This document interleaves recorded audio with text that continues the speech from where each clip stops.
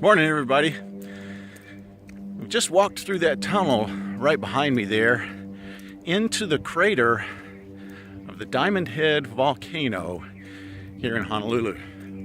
Just a few minutes ago, the sun rose over Cocoa Head, which is on the other side of that wall off in the distance. And where we're going this morning is up there.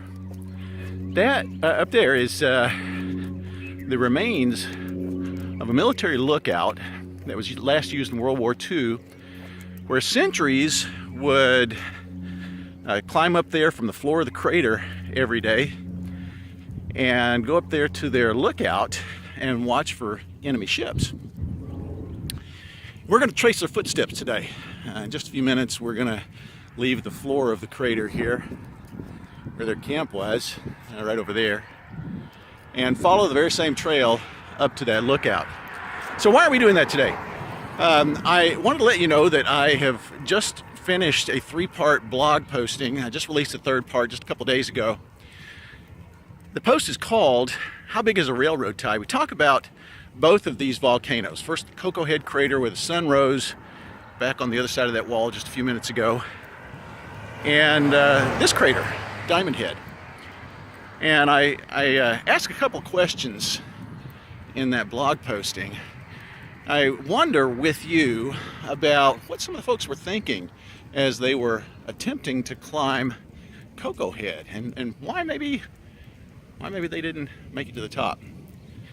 And then I continue the blog in part 2 by coming over to this crater, and we have a very different experience. I talk about a gentleman who had struggled with polio all of his life. And he'd come over here on a vacation from Seattle and heard about this site here, the Diamond Head Park, and struggled literally for hours on this hike because he really wanted to see it. And we talk a little bit about that too. So what we're going to do today is I'm going to show you a couple of the interesting points along the way. And we'll stop and think about those together. For now, though, I'm just about to get to this park entrance here. I'm going to have to stop, pay a little fee. So hang with me, and I'll be back with you here in just a minute. All right, so I paid my fee. I'm good to go. Just before we get going, something for you to think about is the lookout there at the top of the peak is 760 feet above sea level. Another question for you to think about and post your answer in the comments section after part 3. How far do you suppose those guys could see from the top of that mountain there out over the Pacific Ocean? See if you can figure it out. Put your answer down there in the comments. I'll love to hear from you. All right, so here we go. Just about to enter the trailhead here.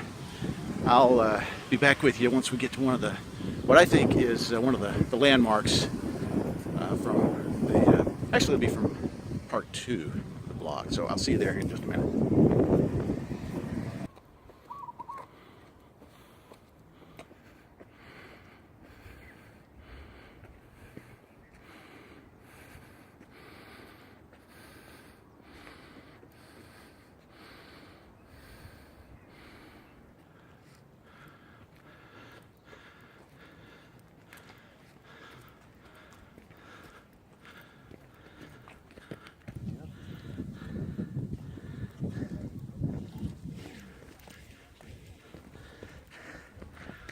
Wow, coming up here on forearm crutches. Impressive.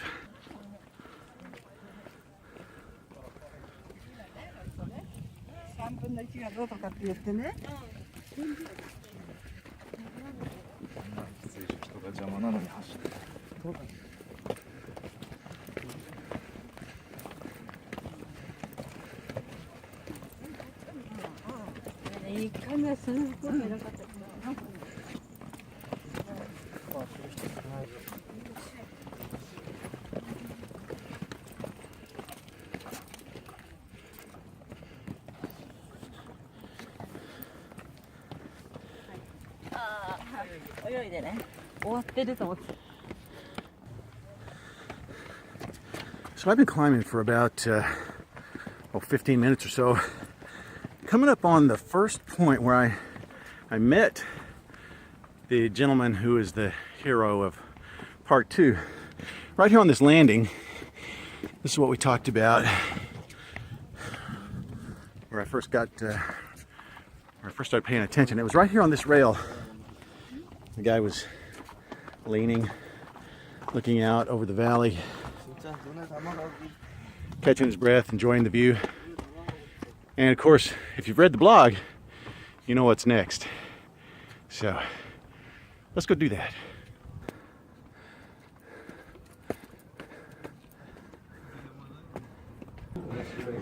All right. I feel like I have to crouch in there. It's weird.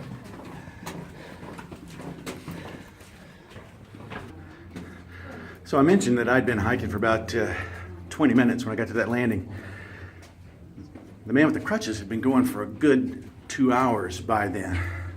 And then here he comes to the end of this tunnel, steps up on this landing, and then sees this.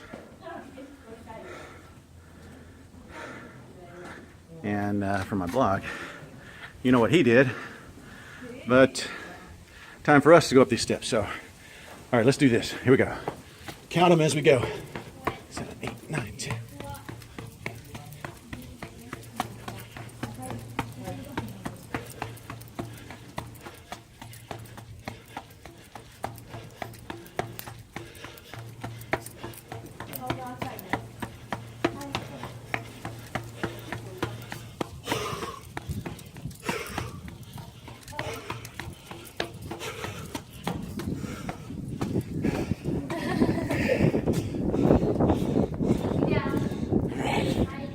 Second tunnel.